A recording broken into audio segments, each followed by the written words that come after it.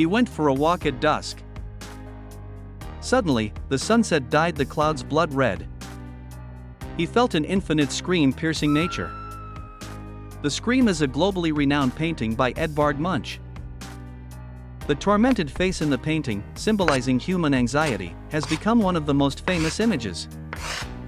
This work reflects the artist's own psychological state well. From a young age, he had to struggle with anxiety due to the early death of family members, his own illness, and betrayal of love. Therefore, he tried to express emotional experiences rather than physical reality through his art. When you feel anxious, what does it feel like? Some people might feel like hot, red energy is swirling around their body and mind, like in Munch's painting. Others might feel as if they've fallen into cold ice water. What about you? Is your mind filled with worry and anxiety? Try counting if you experience any of the following symptoms.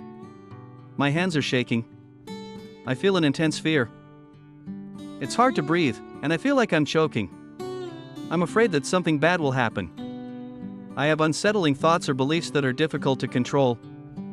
My heart is pounding and beating fast. My face is turning red. I'm sweating, even though it's not hot. I feel dizzy. I can't rest comfortably.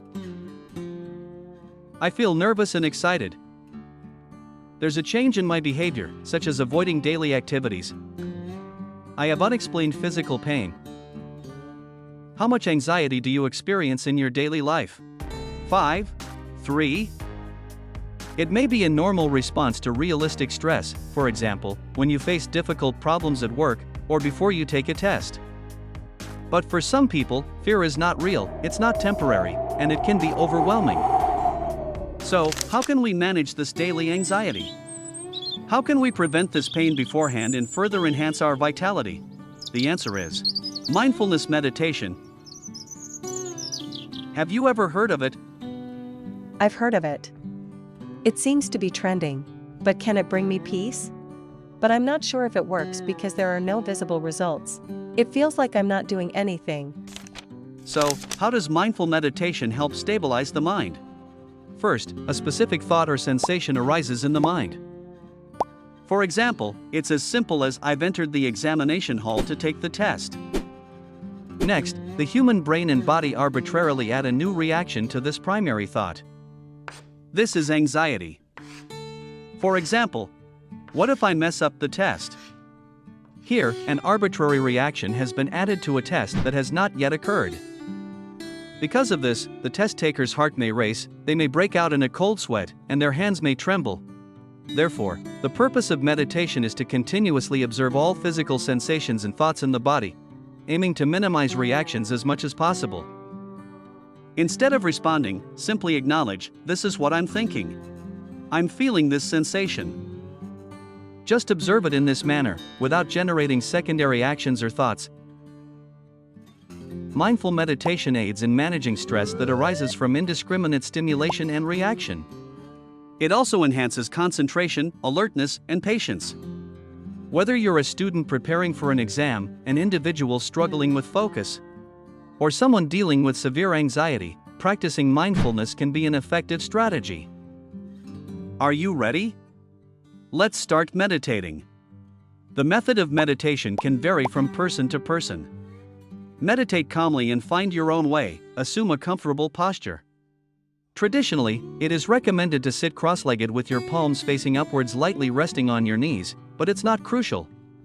Usually, people sit on the floor or on a chair. Avoid leaning or lying down positions as this can lead to falling asleep. Take 1 to 3 slow, deep breaths. This is a signal to yourself that you're about to start meditating. Afterwards, breathe normally and focus on your breath. Whether it's the inhalation and exhalation, the wind brushing against your nostrils and mouth, the feeling of your lungs expanding and contracting, or your belly bulging, anything that makes you aware that your breathing is fine. Whenever a stimulus, thought, or emotion distracts you, realize that you felt and thought about it, and return to focusing on your breath. In reality, when the brain is not actively doing something or reading and speaking, it tends to recall past memories or think about the future, and it's easily distracted by minor external stimuli like small noises or wind. Just realize that you've had such mental activities like I heard the sound of a passing car and thought it was noisy. Or I shouldn't have said that yesterday. And then refocus on your breath. Continue meditating in this way. The state of mindfulness meditation does not suddenly increase one day. Mindfulness, like physical fitness and muscle strength, increases with each training and decreases without it. The same applies even if you can enter a fairly deep meditative state. If you practice repeatedly, you'll feel your meditative state deepening little by little. Many mindfulness advocates recommend doing it every day, even if it's just for 5 minutes. Even if you couldn't meditate deeply today, it will help your next meditation practice. Do you remember the painting of Munch we talked about at the beginning? Munch, who suffered from anxiety throughout his life, once said, "Without anxiety, I would be like a ship without a rudder."